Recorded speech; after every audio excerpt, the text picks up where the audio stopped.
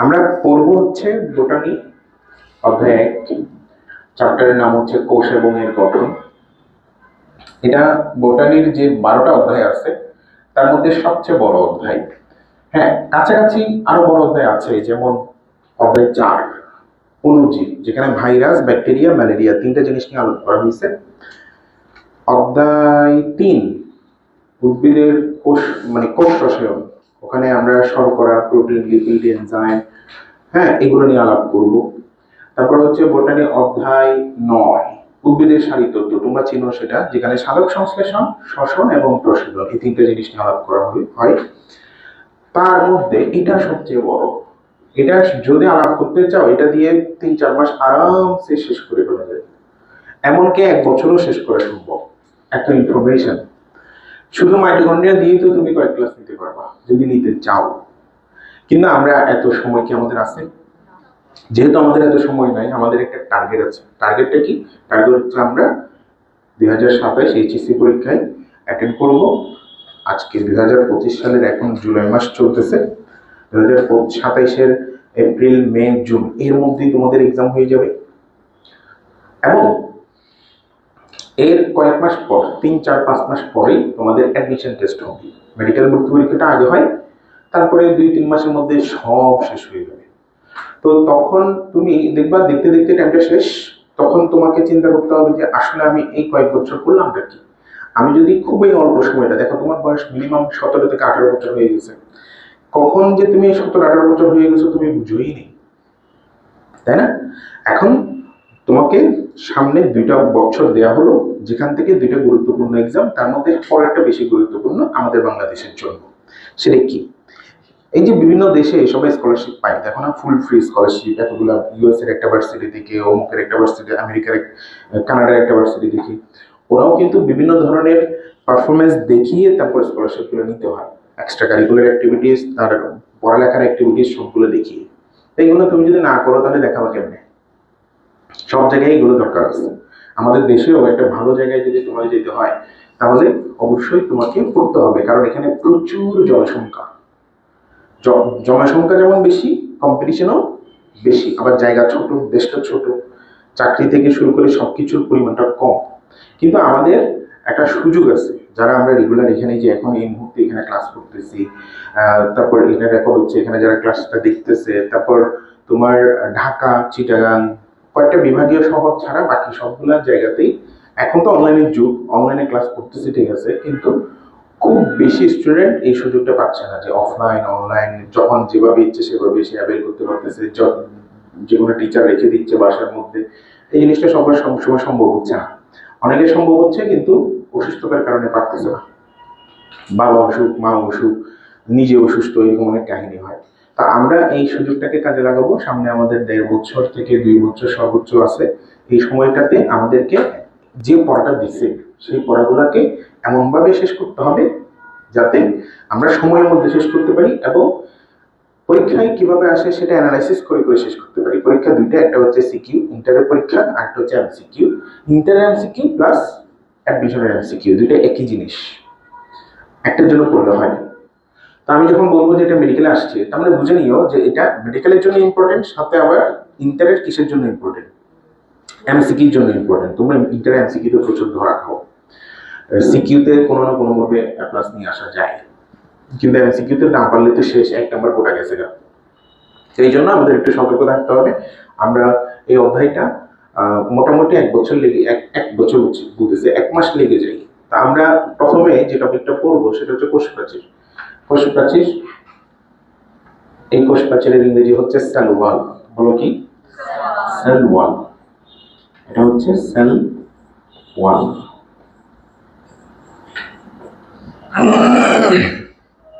এই কোষটা হচ্ছে জীবদেহের গঠন ও কাজের একক, যেটা স্বনির্ভর, মানে নিজেই নিজের সবকিছু নিয়ন্ত্রণ করতে পারে, আত্মনির্ভরশীল, আত্মপ্রজননশীল, মানে যে নিজের সংখ্যা বৃদ্ধি করতে পারে, এবং সে এই জিনিসটার নাম হচ্ছে কোষ ঝিল্লি। বলো কি ঝিল্লি?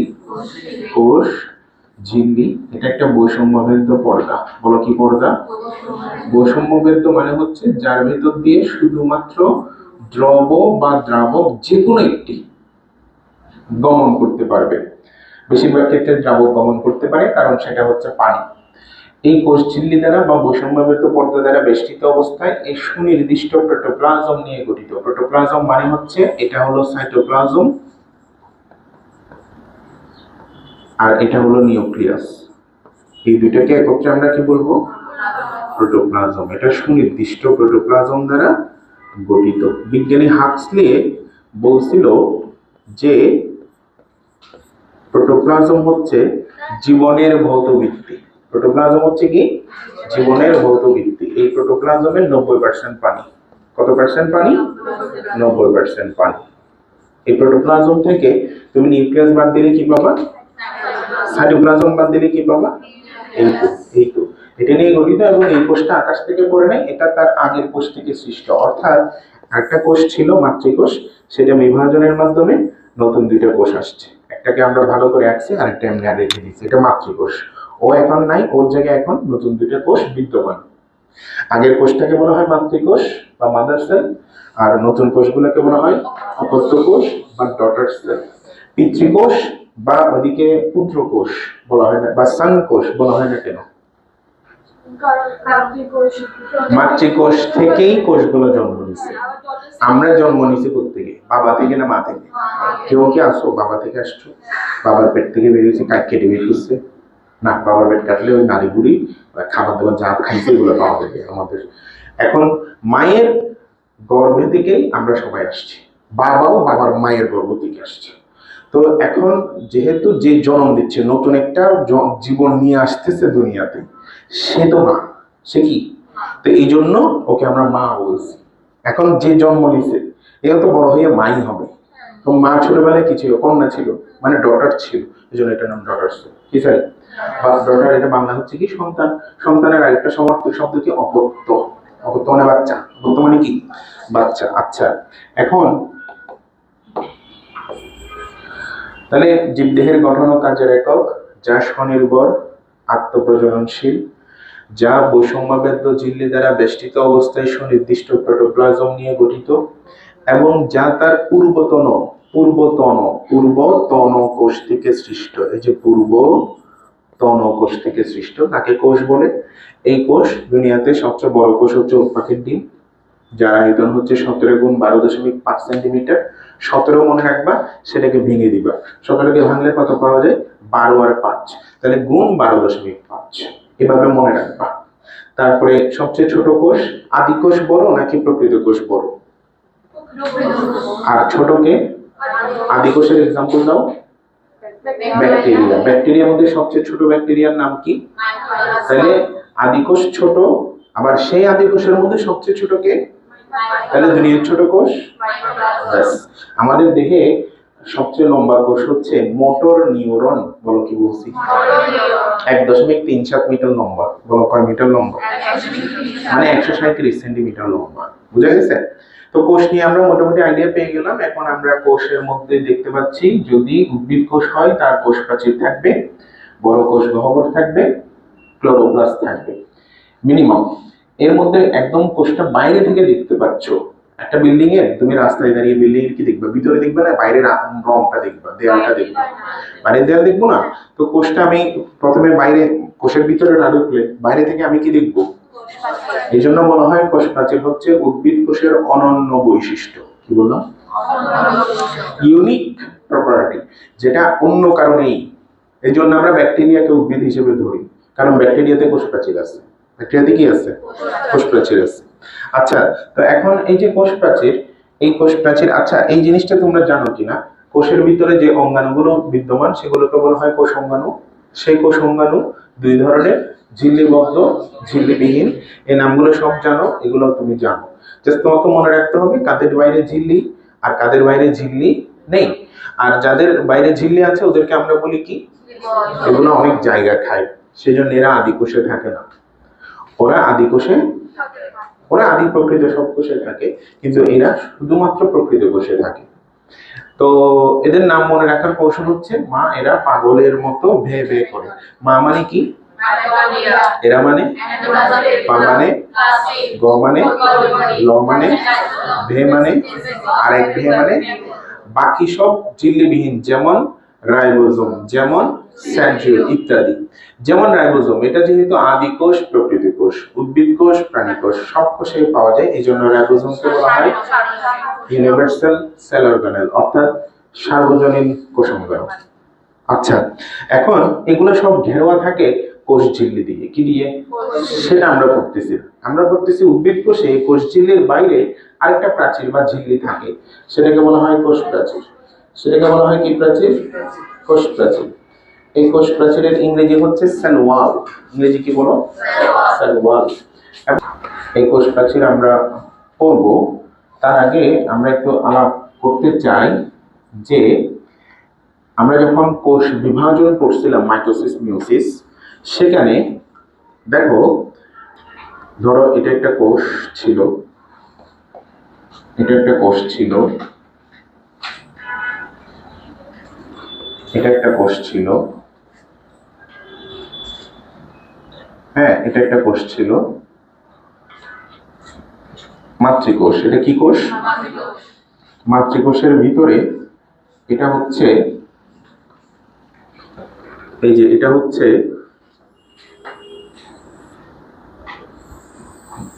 স্পিন্ডল যন্ত্র। বলো কি যন্ত্র? স্পিন্ডল যন্ত্র। এগুলো স্পিন্ডল তন্তু, তাই না? জানি। এবং এটার বাংলা হচ্ছে মাকু যন্ত্র। মাকু মানে দুপ্রান্ত সরু, মাঝখানে চওড়া।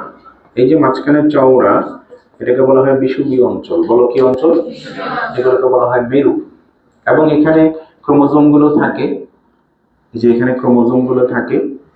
এই ক্রোমোজোম, যদি এটা অ্যানাফেজ দশা হয়, বলো কি দশা? অ্যানাফেজ দশা হয়। দেখো, এই যে এটা যদি অ্যানাফেজ দশা হয়, হ্যাঁ এটা যদি অ্যানাফেজ দশা হয়, এখানে অপত্য ক্রোমোজোম গুলো মেরুর দিকে যাত্রা শুরু করে। ঠিক কিনা বলো তো? অপত্য ক্রোমোজোম যখন মেরুর দিকে যাত্রা শুরু করে, তখন এদেরকে ইংরেজি বিভিন্ন বর্ণমালার মতো দেখায়, VLJI। Very good. এবং এই সময় সেন্ট্রোমিয়ার সামনে থাকে, আর বাহুগুলা কই থাকে? পেছনে থাকে, অনুগামী থাকে। এরা মেরুর দিকে পৌঁছালে এই পর্ব শেষ হয়, শুরু হয় টেলোফেজ। যখন টেলোফেজ শুরু হয়, তখন ওখানে আবার জল যোজন হয়। কি হয়? মানে পানি খেয়ে খেয়ে এগুলা আবার লম্বা এবং খাটো হয়, লম্বা এবং সরু হয়। বলো, লম্বা এবং কি হয়? সরু হয়। এবং তখন এগুলো আবার ওই নুডলসের মতো পেঁচানো সুতার মতো হইতে থাকে। এবং ধীরে ধীরে, যেহেতু পানি আসতেছে, পানির অপর নাম জীবন, জীবনের অন্যান্য জিনিসগুলো আসবে, যেমন নিউক্লিয়ার মেমব্রেন, নিউক্লিওপ্লাজম, নিউক্লিওলাস, অর্থাৎ নতুন একটা কোষ তৈরি হবে, নিউক্লিয়াস তৈরি হবে। দুই মেরুতে দুইটা। আচ্ছা, তৈরি যখন হচ্ছে, এই কাজটা যখন হচ্ছে, দেখো এই কাজটা যখন হচ্ছে, তখন এখানে এই যে এটা হচ্ছে কি অঞ্চল? বিষুবীয় অঞ্চল। এই বিষুবীয় অঞ্চলে, এই বিষুবীয় অঞ্চল, এটা বিষুবীয় অঞ্চল, এই যে এখন হবে বিষুবীয় অঞ্চল।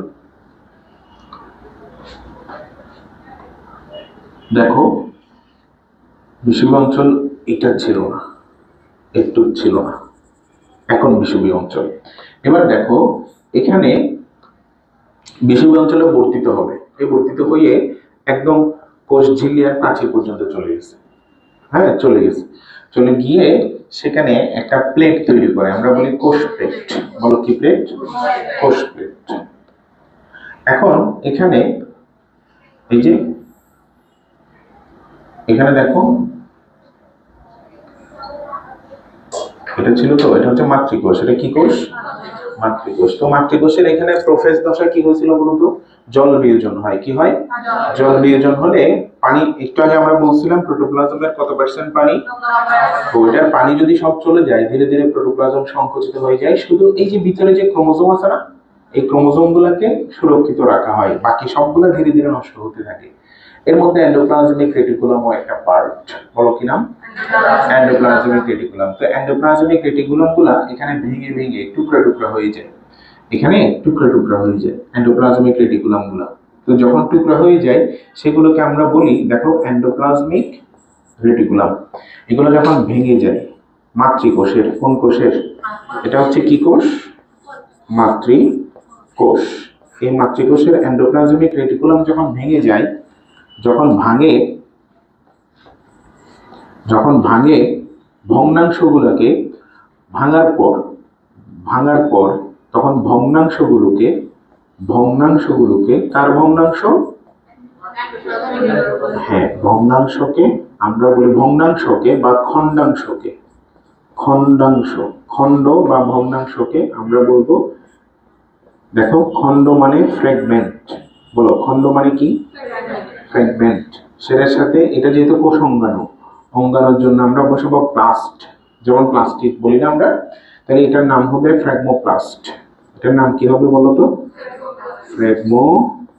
এই প্লাস্ট বা অঙ্গ মানে আরেকটা নাম আছে জোম, তাহলে এটার নাম হয় ফ্র্যাগমোপ্লাস্ট বা ফ্র্যাগমোজোম। খেয়াল করিও, এগুলা কোত্থেকে আসছে? কার? মাতৃকোষের ভেঙে যাওয়া, যেহেতু কোষটা ধ্বংস হয়ে যাচ্ছে সেখানে নতুন দুইটা কোষ আবির্ভাব হবে। তো মাতৃকোষের ভাঙা এন্ডোপ্লাজমিক রেটিকুলাম গুলার টুকরাগুলো আর কি, একটা বিল্ডিং ভেঙে নতুন বিল্ডিং বানাবে, আগের বিল্ডিং এর দেয়ালের ইট যেগুলা অক্ষত থাকবে সেগুলো আমি ইউজ করতে পারবো না, আগের বিল্ডিং এর দেয়ালে থাকা রডগুলা লোহাগুলো আমি ইউজ করতে পারবো কিনা, মানে যা ইউজ করা যায় সেগুলো রিসাইকেল করব। এখানেও সেম, এখানে রিসাইক্লিং হচ্ছে, আগের কোষের যা ইউজ করতে পারি আমরা সেগুলো নতুন কোষে ইউজ করব, কারণ একই জায়গায় নতুন কোষ তৈরি হচ্ছে। তো এখানে যখন এই কাজটা হয়, এখানে দুইটা নতুন কোষ আবির্ভাব হচ্ছে। দেখো এই জায়গায় একটা হচ্ছে, এই জায়গায় একটা হচ্ছে, এই জায়গায়ও আরেকটা নিউক্লিয়াস হচ্ছে। এগুলো কি? নিউক্লিয়াস হচ্ছে,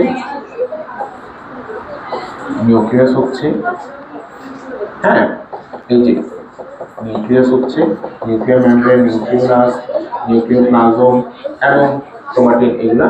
আর মাঝখানে এটা হচ্ছে বিষুবীয় অঞ্চল, মাঝখানে এটা হচ্ছে বিষুবীয় অঞ্চল, এই যে এটা হচ্ছে বিষুবীয় অঞ্চল। ওকে, এই বিষুবীয় অঞ্চল যেটা আমরা কোষ প্লেট বলছি এখন, এই জায়গায়, এই মাঝখানের এই জায়গাটাতে এগুলো জমবে। বলো এগুলো কি? কোথেকে আসছে? ই আর বাদ দাও, এখন এটা বলো, ফ্র্যাগমোপ্লাস্ট। এটা মাতৃকোষ থেকে প্রাপ্ত না? মাতৃকোষের সাইটোপ্লাজম এগুলো পড়ে থাকবে না? এটা কি সাইটোপ্লাজমে থাকে না কোষাঙ্গগুলো? তাহলে এগুলো সাইটোপ্লাজম থেকে আসবে। তাহলে সাইটোপ্লাজম থেকে আসবে ফ্র্যাগমোপ্লাস্ট। কি আসবে বলো? ফ্র্যাগমোপ্লাস্ট আসলো। আসার পর সেখানে ওই মাতৃকোষেরই গলগি বডি ছিল। গলগি বডিতে একটা জিনিস তৈরি হয়, নাম হচ্ছে প্যাকটিন। বলো কি নাম? এই প্যাকটিন আর ফ্র্যাগমোপ্লাস্ট এগুলো এখানে জমা হয়, কোষ প্লেটের এখানে জমা হয়, এবং জমা হয়ে একটা পর্দা তৈরি করে। বলো কি তৈরি করে? পর্দা তৈরি করে। এখানে কি জমা হলো? ফ্র্যাগমোপ্লাস্ট। এটা আসছে সাইটোপ্লাজমে, আগে থেকে আসছে। সাথে এখানে আছে পেকটিন। বলো কি? পেকটিন। এই দুটো জিনিস এখানে জমা হচ্ছে, এবং এই ফ্র্যাগমোপ্লাস্ট আসতেছে সাইটোপ্লাজম থেকে, আর পেকটিন আসতেছে গলগি বডি থেকে। গলগি বডি থেকে যে পেকটিনটা আসতেছে এটা এক ধরনের শর্করা জাতীয় জিনিস, এবং এই দুইটার মিলিত ক্রিয়ায় এখানে একটা পর্দা তৈরি হচ্ছে, যেই পর্দাটা দুইটা নিউক্লিয়াসকে আলাদা করে দুইটা সম্পূর্ণ কোষ তৈরি করতেছে। এই জন্য এটাকে আমরা বলবো, মাঝখানে থাকে তো মধ্য পর্দা। বলো কি পর্দা? এটার নাম এখন হচ্ছে মধ্য।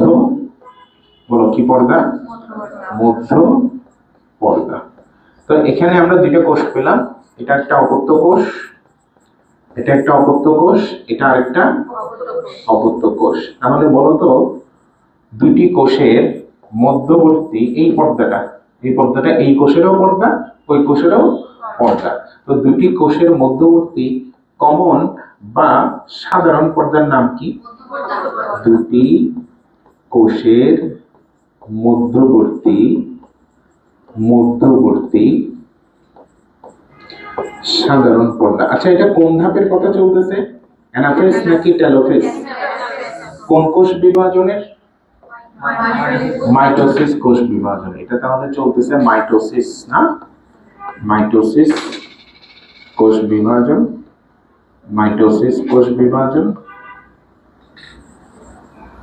এর কোন ধাপ? টেলোফেজ। টেলোফেজ এই যে এটা। এখন এই টেলোফেজের মধ্যে মধ্যপর্দা হয়ে গেল, এর মধ্যে এটা আসতেছে সাইটোপ্লাজম থেকে, মাতৃকোষের সাইটোপ্লাজম, যেটা এখন অপত্য কোষের সাইটোপ্লাজম হয়ে গেছে। আর এটা আসছে গলগি বডি থেকে। বলো কোথা থেকে? গলগি বডি থেকে। তো এই জিনিসটা আমরা সাফা গপে দিয়ে মনে রাখি। বলো কি দিয়ে মনে রাখি? সাফা গপে। এভাবে মনে রাখবা। সা দিয়ে সাইটোপ্লাজম, ফ দিয়ে ফ্যাগমোপ্লাস্ট, গ দিয়ে গলগি বডি, পে দিয়ে পেকটিন। এটা আমরা এভাবে মনে রাখবো। মধ্যপর্দার উপাদান। এদের মধ্যে আবার শোনো, এদের মধ্যে আবার এই পেকটিনটাকে তুমি প্যাকটিক অ্যাসিড এবং প্যাকটেট লবণ দুই নামে পাবা। বলো কি কি? প্যাকটিক অ্যাসিড এবং প্যাকটেট লবণ। এইটার পরিমাণ বেশি, প্যাকটিক অ্যাসিডটা বেশি, আর লবণ হচ্ছে ক্যালসিয়াম প্যাকটেট এবং ম্যাগনেসিয়াম প্যাকটেট। বলো কি কি? আরটা হচ্ছে ম্যাগনেসিয়াম প্যাকটেট। লবণ, এগুলো হচ্ছে লবণ। লবণের নামের শেষে এক থাকে। বলো কি থাকে? এক থাকে। তাহলে আমরা মধ্যপর্দা সম্পর্কে জেনে নিলাম। এই মধ্যপর্দা হচ্ছে দুই কোষের মধ্যবর্তী সাধারণ পর্দা, তৈরি হয় মাইটোসিসের টেলোফেজে, এবং এটাই কোষ প্রাচীরের প্রথম পর্দা। পরবর্তীতে এখানে কি হয় দেখো, পরবর্তীতে এখানে শুনো, পরবর্তীতে এখানে সেলুলোজ জমা হয়। বলো কি জমা হয়? এই যে সেলুলোজ। সেলুলোজ জমা হলো, সেলুলোজ জমা হলো, সাথে আরেকটা সেলুলোজ আছে, সেটার নাম হেমিসেলুলোজ, সাথে সামান্য গ্লাইকোপ্রোটিন থাকে। বলো কি থাকে? গ্লাইকো মানে শর্করা, প্রোটিন মানে প্রোটিন। তাহলে যে যৌগকে ভাঙলে শর্করা এবং প্রোটিন পাওয়া যায় তাকে কি বলা হয়? গ্লাইকোপ্রোটিন। এটা পাওয়া যায়। এটা সহ মিশে এখানে একটা আরেকটা প্রাচীর হয়, এটার নাম হলো প্রাইমারি প্রাচীর। বলো কি প্রাচীর? প্রাইমারি প্রাচীর। প্রাইমারি প্রাচীরে তাহলে কি কি জমলো মুখস্থ বলো? সেলুলোজ, হেমিসেলুলোজ এবং গ্লাইকোপ্রোটিন। এটা আমরা মনে রাখবো জিসি দিয়ে। বলো কি দিয়ে? বলো গ্লাইকোপ্রোটিন। বলো সি দিয়ে সেলুলোজ এবং হেমিসেলুলোজ। বলো সেলুলোজ এবং হেমিসেলুলোজ। এই হলো কাহিনী। এটার একটা পুরুত্ব আছে, পুরুত্বটা হচ্ছে 1 থেকে 3 মাইক্রোমিটার। বলো কত মাইক্রোমিটার? আচ্ছা, এখন খেয়াল করো, এখন আমরা এটা তো দেখলাম,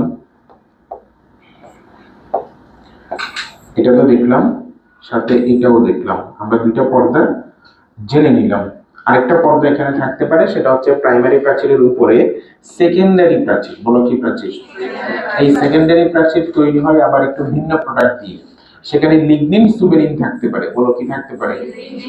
লিগনিন সুবেরিন থাকতে পারে। এটা একটু মোটা, এটা একটু মোটা, এটা একটু মোটা। 5 থেকে 10 মাইক্রোমিটার পুরু। বলো কত মাইক্রোমিটার পুরু?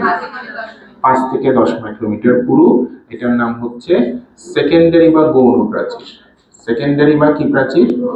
গৌণ প্রাচীর। তাহলে আমরা কোষ প্রাচীরের মধ্যে 3 ধরনের লেয়ার পেতে পারি।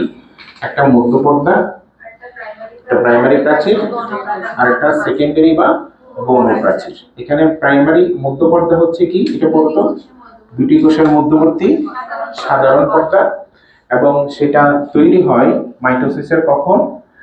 টেলোফেজে। এবং উপাদান কি কি? সাইটোপ্লাজম থেকে আগত ফ্যাগমোপ্লাস্ট, গলগি বডি থেকে আগত পেকটিন। পেকটিন কি আকারে থাকে? প্যাকটিক অ্যাসিড এবং লবণ। লবণ কি কি? আচ্ছা, এই প্যাকটিক অ্যাসিডটা বেশি থাকে, এই জন্য মধ্যপর্দাকে জেলির মতো দেখায়। ফলে মধ্যপর্দাকে কিসের মতো দেখায়? মধ্যপর্দা জেলির মতো। জেলি জেলি জেলির মতো।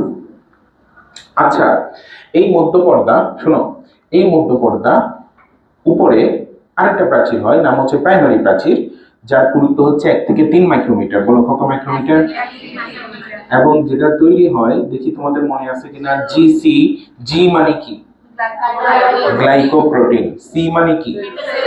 Cellulose, hemicellulose. প্রাইমারি প্রাচীরের উপরে আরেকটা প্রাচীর আসতে পারে, নট সব সময় আসতে পারে। নাম সেকেন্ডারি প্রাচীর, যেটা তৈরি হয় লিগনিন, বলো কি নাম, এবং সুবেরিন, বলো কি নাম, এবং সেলুলোজ। এটা এইভাবে লিস্যু দিয়ে মনে রাখবা। কি দিয়ে মনে রাখবা? বলো, লিগনিন, সুবেরিন, বলো, সেলুলোজ, এগুলো দিয়ে তৈরি। এটার পুরুত্ব 5 থেকে 10 মাইক্রোমিটার। বলো কত মাইক্রোমিটার? এবং এবং এবং এবং সেটা 3 স্তর। বলো কয় স্তর? 3 স্তর। এটা হলে কোষ প্রাচীরটা মোটা হয়ে যায়, এবং সেজন্য ওই সময় ওই কোষটার বিভাজন হয় না। কি বললাম? একটা জ্যাকেট পরা অবস্থায় জ্যাকেটটা এমনি ড্রেসের থেকে মোটা না? ওইটা হলে আমাদের শীত লাগে না, কেউ ব্যাট দিয়ে বাড়ি মারলে আঘাত লাগে না, তাই না? ঠিক একই কাহিনী এখানে হয়। গৌণ প্রাচীর যদি তৈরি হয় তাহলে ওই কোষ আর বিভাজিত হয় না, তখন সেটাকে বলা হয় স্থায়ী টিস্যু। বলো কি টিস্যু? ভাজক টিস্যু, স্থায়ী টিস্যু নাম তো শুনছো। যখন ভাজক টিস্যুতে কি প্রাচীর, গৌণ প্রাচীরের আবির্ভাব হয়, তখন সেই ভাজক টিস্যুর কোষসমূহ আর বিভাজিত হবে না, তখন সেটি স্থায়ী টিস্যুতে কনভার্ট হয়। তাহলে বলো, স্থায়ী টিস্যু উৎপন্ন হয় কোন টিস্যু থেকে? ভাজক টিস্যু থেকে। কোন টিস্যুতে গৌণ প্রাচীর থাকে? স্থায়ী টিস্যুতে থাকে না। কোন টিস্যুতে? মনে থাকবে, এগুলো বোটানি অফ দ্য আর্টের পড়া, এখন আমরা পড়ে নিলাম। তো এই হচ্ছে অবস্থা। কোষ প্রাচীর শেষ। এখানে সার্বিকভাবে যেহেতু গৌণ প্রাচীর সবার থাকে না, প্রাইমারি প্রাচীর পর্যন্ত থাকে। তো প্রাইমারি প্রাচীর পর্যন্ত তুমি কি কি উপাদান পাচ্ছ সেগুলো দেখো। গ্লাইকোপ্রোটিন, সেলুলোজ, হেমিসেলুলোজ, তারপর মধ্যপর্যায়ে কি ফাইব্রোপ্লাস্ট, পেকটিন। ফাইব্রোপ্লাস্ট একটা কোষাঙ্গনের মতো কেমিক্যাল উপাদান হচ্ছে পেকটিন। তাহলে আমরা 4টা উপাদান পাচ্ছি। কি কি? সেলুলোজ, এই যে আমি লিখি, তোমরাও লিখো। এই যে সেলুলোজ, সেলুলোজ,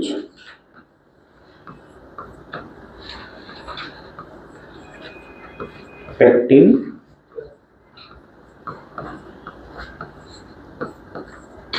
হেমিসেলুলোজ,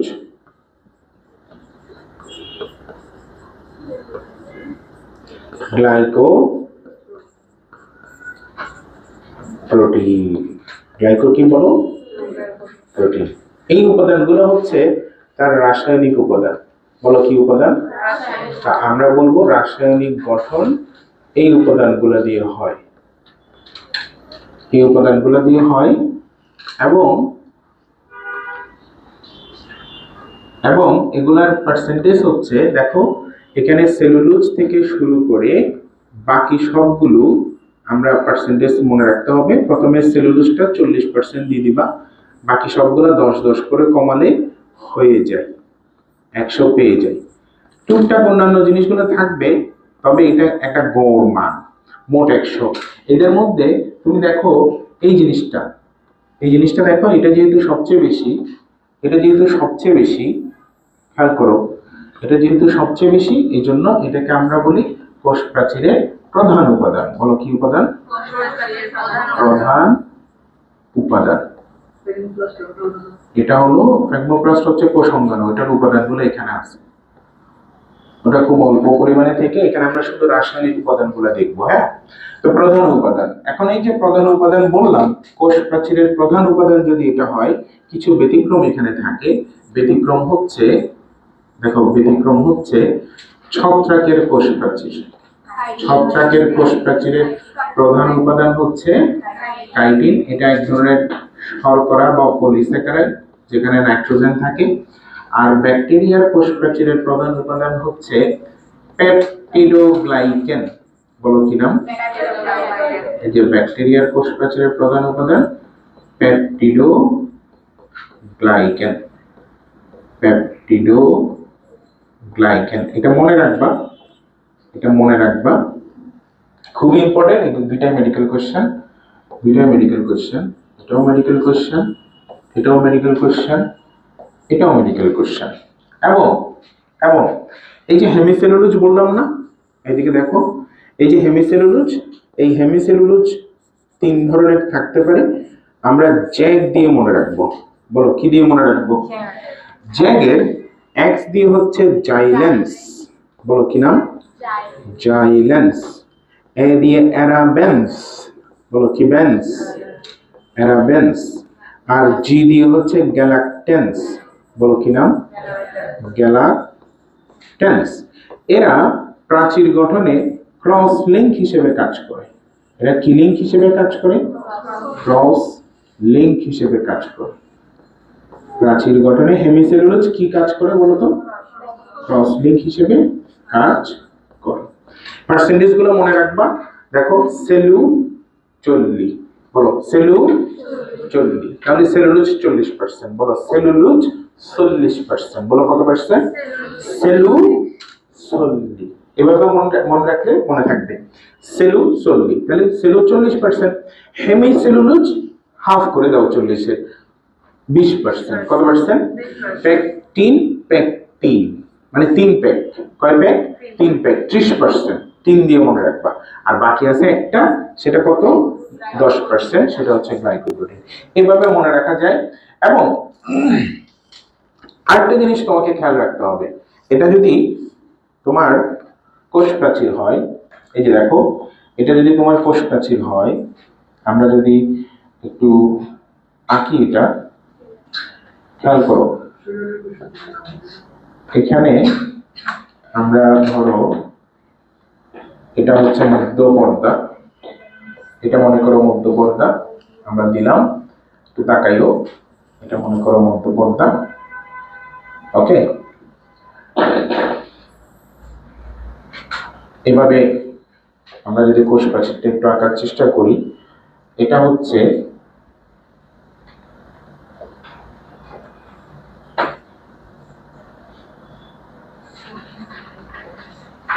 তার উপরে ভাষা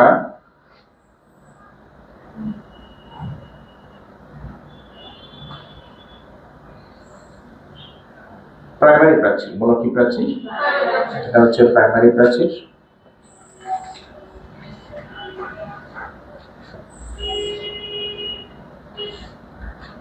এটা মনে করো প্রাইমারি প্রাচীর, এখানেও আছে প্রাইমারি প্রাচীর, ছোট করে এখানেও দিই সাইডে এটা।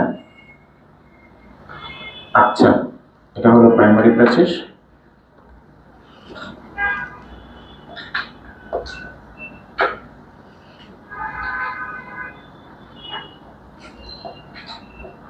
তোমরা আঁকতে পারো চাইলে।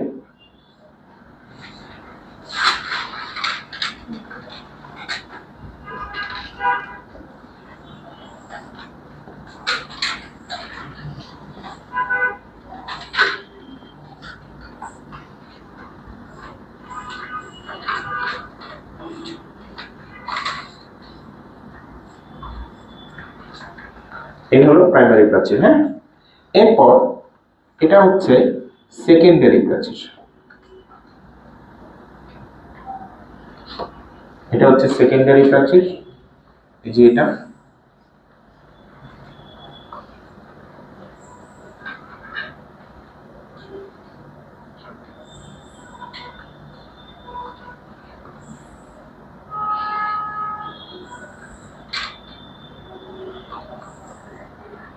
স্কেল আছে না, ধুমধাম আঁকবা।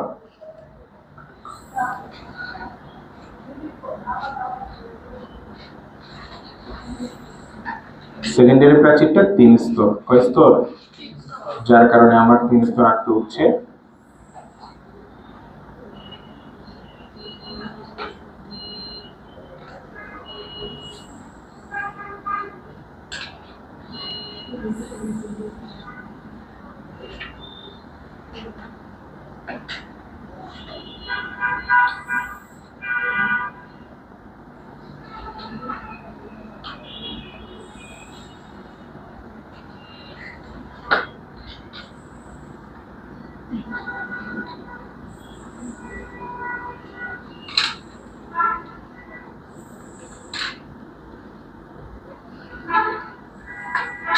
ডান।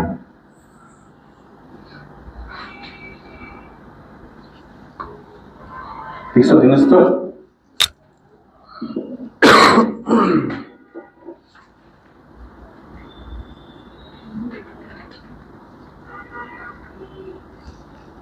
কেন পরীক্ষা হলে আরো দ্রুত আঁকতে পারবো? পরীক্ষা হলে আমাদের সবার স্পিড বেড়ে যায়। শুধু প্রথম প্রশ্নটা একটু স্লো থাকে, ওটা না আগে 1 ঘন্টা, বাকি সবগুলো 1 ঘন্টা। আমরা চেষ্টা করব প্রথম থেকে স্পিড বাড়ানোর জন্য। প্রথমে স্লো হয় কারণ আশেপাশে দেখি, প্রশ্ন করি, পাশের জন্য কোনটা শুরু করছে সেটা চেক করি। এগুলো করতে করতে আমাদের সময় জায়গা।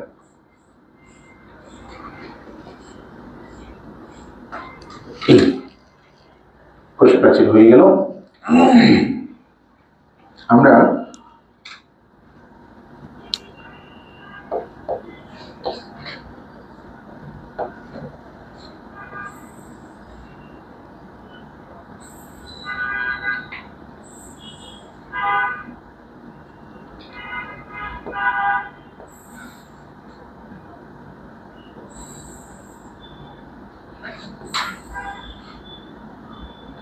কিভাবে দেওয়া যায়, নাহলে এমনি ডট ডট দিয়ে দেওয়া যায়। এমনি ডট ডট দিয়ে দিলে ভালো, এই যে এরকম, হ্যাঁ, এভাবে দিয়ে দিও, এভাবে ডট ডট দিয়ে দাও, বেশ সুন্দর লাগবে। পেন্সিল দিয়ে এটা স্কেচও করে ফেলতে পারো, যে কোনো একটা পার্ট। প্রাইমারি প্রাচীরটা করে ফেললে ভালো। মধ্যপর্দাটা একদম মোটা করে দিছো না, গোলাপিটা হচ্ছে মধ্যপর্দা, সবুজটা হচ্ছে প্রাইমারি প্রাচীর, হলুদটা হচ্ছে সেকেন্ডারি প্রাচীর। তো এখানে একটা জিনিস খেয়াল রাখতে হবে, সেটা হচ্ছে তুমি দেখো একটা জায়গায় এসে যেখানে শুধু মধ্যপর্দা আছে, খেয়াল করছো? এখানে প্রাইমারি বা সেকেন্ডারি প্রাচীর আছে? নাই, ওটা একটা গর্তের মতো হয়ে আছে। এই অংশটাকে বলা হয় পিট বা কূপ এলাকা। বলো কি এলাকা? পিচ বা কূপ এলাকা। কূপ কূপ এটা সেভ মারি। দেখো কোষ প্রাচীরের একটা দারুণ চিত্র, এর চেয়ে সুন্দর চিত্র তুমি কোথাও পাবাও না। এখন এই যে কোষ প্রাচীর, এটা মার্কিং করতে হবে এবং পিট এলাকাটা একটু আমাদের বুঝতে হবে। চলো আমরা বুঝি।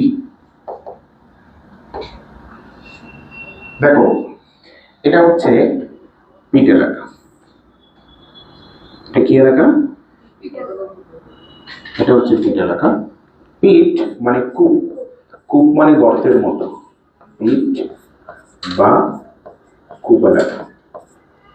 এবং এই জায়গায় শুধুমাত্র মধ্যপর্দা আছে, প্রাইমারি আর সেকেন্ডারি প্রাচীর নাই। সুতরাং এটা কোষ প্রাচীরের সবচেয়ে পাতলা এলাকা। কোষ প্রাচীরের সবচেয়ে কি এলাকা?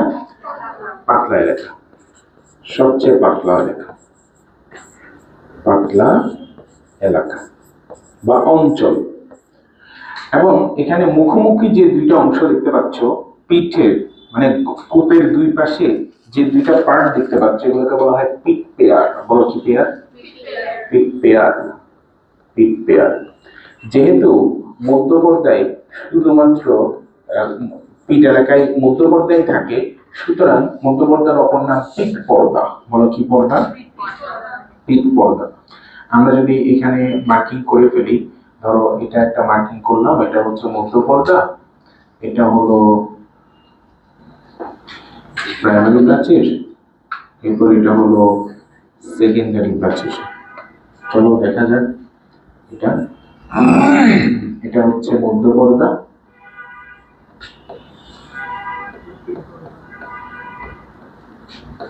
বা কূপ পর্দা। কি পর্দা? কূপ কূপ কূপ পর্দা বা পিট মেমব্রেন। বলে ফেলো, পিট মেমব্রেন। পিট মেমব্রেন এটা হচ্ছে কি প্রাচীর বলো? প্রাইমারি প্রাচীর। প্রাইমারি প্রাচীর। এটা কি প্রাচীর? সেকেন্ডারি বা গৌণ প্রাচীর। এটা কিসের ছবি? এটা হলো কোষ প্রাচীরের ছবি। কে রাখছিল আমাকে? চিত্র হচ্ছে কোষ প্রাচীর। শেষ। এই কোষ প্রাচীর শেষ।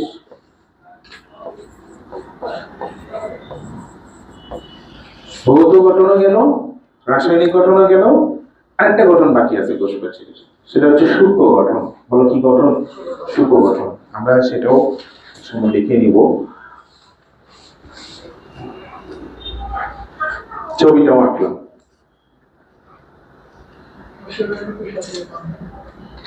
সেলুলোজ নির্মিত।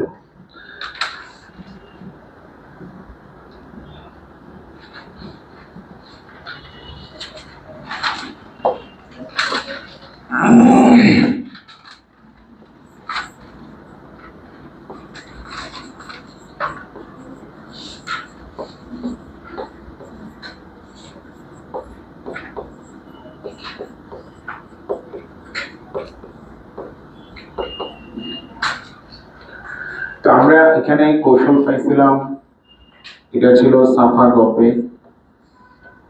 কৌশলটা বলে দিচ্ছি, উপাদানগুলো যেখানে প্যারা খাও তোমরা, জিসির মোড়ে, কোন মোড়ে, জিসির মোড়ে, জিসি মোড় কিন্তু আমরা জিসি বলি, লিচু কিন্তু আমরা এখানে লিচু বলবো, লিচু হাতে, কি হাতে, লিচু হাতে। এই যে দেখো cytoplasm, trichoplast, Golgi body, pectin, very good. জি গ্লাইকোপ্রোটিন, গ্লাইকোপ্রোটিন। সি সেলুলোজ, হেমিসেলুলোজ। লি লিগনিন। সু সুবেরিন সেলুলোজ। আমরা পেয়ে গেলাম। এখন আমরা বলতে পারি যে আমরা কোষ প্রাচীর পড়ে ফেললাম। এই যে কোষ প্রাচীরের রাসায়নিক গঠন, প্রচুর কোশ্চেন আসছে পরীক্ষায়। তারপরে আমরা কোষ প্রাচীরের আসলে উৎপাদনটা কেমন হয়েছিল, এই জিনিসটা আমরা বুঝছি না, মানে ভিজুয়ালাইজ করতে পারছি আসলে ঘটনাটা আসছে করতে গেলে। আমরা বলি না যে দুইটা কোষ তৈরি হয়, তার আগের কোষ থেকে, ওই আগের কোষ থেকে কেমনে হয় সেটাই আমরা আসলে দেখলাম। এটা হচ্ছে অ্যানাফেজ ধাপ। এটা কোন ধাপ? অ্যানাফেজ ধাপ।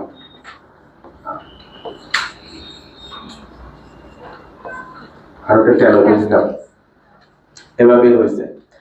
তো আমরা কোষের মধ্যে কোষ প্রাচীরটা পড়ে ফেললাম। এখন আমরা সূক্ষ্ম গঠনটা দেখে নিতে পারবো, একটা সহজ আছে। আমরা একটু ওই যে সেলুলোজ দিয়ে কেমনে বড় কোষ প্রাচীরটা হয়, ধীরে ধীরে একটা সিকোয়েন্স আছে, ওই সিকোয়েন্সটা করতে হবে তোমাদের। কোষ প্রাচীর চাইলে তুমি এভাবে আঁকতে পারবা, মানে আমি তো আঁকছি একটু বড় করে না, সাইড সহ দিচ্ছি না, তোমরা চাইলে শুধু এইভাবে আঁকতে পারবা। এগুলো স্কেচ করলে এরকম হয়ে যাবে।